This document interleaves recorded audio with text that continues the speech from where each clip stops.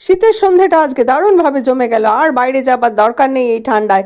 ঘরোয়া উপকরণেই যখন আমি বানিয়ে ফেলতে পারবো, তখন আর কি প্রয়োজন বাইরে থেকে যাবার। এনজয় চ্যানেলে সকলকে স্বাগত। আমি নিয়ে নিলাম তেঁতুল খানিকটা। আজকের খাবারের এটাই প্রধান উপকরণ। এটিতে আমি একটু জল দিয়ে ভিজিয়ে রাখবো। খুব বেশি জলের দরকার নেই, অল্প একটু জল দিয়ে আমি এটাকে ভিজিয়ে রাখবো খানিকক্ষণ। এবার আলু মাখার জন্য নিয়ে নিলাম আলু, নিয়ে নেব প্রেসারে সেদ্ধ করে, সামান্য লবণ দিয়ে সেদ্ধ করে নেব। আলু সেদ্ধ হতে থাকুক, ততক্ষণে তৈরি করে নেব বিশেষ মশলাটা। গোটা ধনে নিলাম, এর অর্ধেক নেব গোটা জিরে, আর নেব শুকনো লঙ্কা। এগুলোকে আমি কড়াইয়ে শুকনো খোলায় ভেজে নিয়েছি। আমি আগে মিক্সার গ্রাইন্ডারে গুঁড়ো করে নিলাম। একটু কাঁচা লঙ্কাও লাগবে। এবার সেই জলে ভিজিয়ে রাখা তেঁতুলগুলো নরম হয়ে এসেছে। আমি এটিকে খুব ভালোভাবে চটকে নেব। এর কাঁচটা বার করে নেব। কাঁচটা খুব ভালোভাবে বার করে নিতে হবে, তাহলেই আসল স্বাদটা বেরিয়ে আসবে। হ্যাঁ, অনেকটাই বার করা হয়ে গেছে। এবার আমি বাকি অংশগুলো ফেলে দিলাম।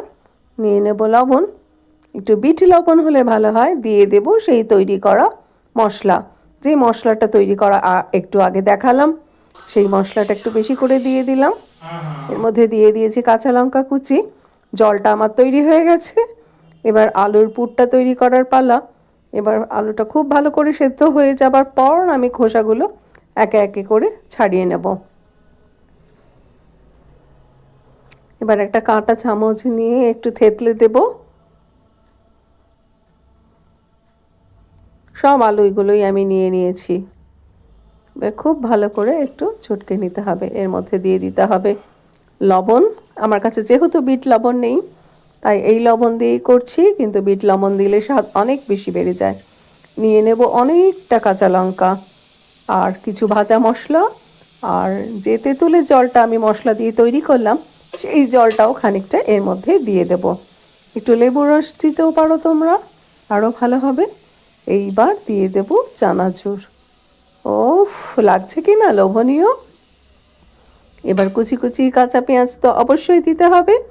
আমার পুরো রেডি, আমার জলও তৈরি। এইবার আসল জিনিস তৈরি করতে হবে। দেখো তো ঠিকঠাক তৈরি হয়েছে কি না। কড়াইয়ে তেল দিয়ে দিয়েছি। এবার ফুচকা তৈরির আজকাল তো রেডিমেড এরকম পাঁপড় পাওয়া যায়, সবাই জানো। আমি সেইগুলো তেলে ভেজে নিয়ে ফুচকার আকার দিয়ে নেব। এইভাবে ভেজে নিলেই হয়। মাইক্রোওয়েভে তোমরা অয়েল ফ্রি ফুচকাও তৈরি করে নিতে পারো। মাইক্রোওয়েভে এগুলোকে দিয়ে 3 মিনিট দিলেই হয়ে যাবে,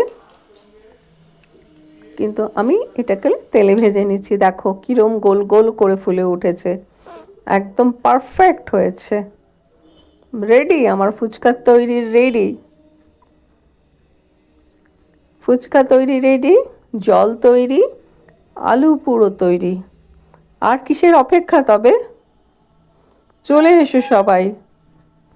আমার চ্যানেলের অন্য রান্নার ভিডিওগুলো সবাই দেখছো তো? সবাই কমেন্ট করে জানিও আজকে ঘরোয়া পদ্ধতিতে ফুচকা তৈরি কেমন লাগলো। সবাই শীতে জমিয়ে খাওয়া দাওয়া করো, আর বেশি দেরি করার দরকার নেই। এবার ঝাঁপিয়ে পড়লেই হলো আর কি। আমার পরিবেশনা যদি ভালো লাগে একটু শেয়ার করো, লাইক আর কমেন্ট করে জানিও, আর সাবস্ক্রাইব করে আমার এনজয় চ্যানেলটিকে এগিয়ে দিও। হ্যাঁ, ফুচকা ভাঙা হয়ে গেছে, যা মুড়মুড়ে হয়েছে কি বলবো। এবার পুর দিয়ে টক জল দিয়ে মেখে খাওয়ার অপেক্ষা। ভীষণ ভালো খেতে হয়েছে। আমিও চাইবো এরকম ঘরোয়া পদ্ধতিতে বাড়িতে করে নাও ফুচকা। এবার শীতের সন্ধেটা জমিয়ে আনন্দ করো। আজকে আসি তবে।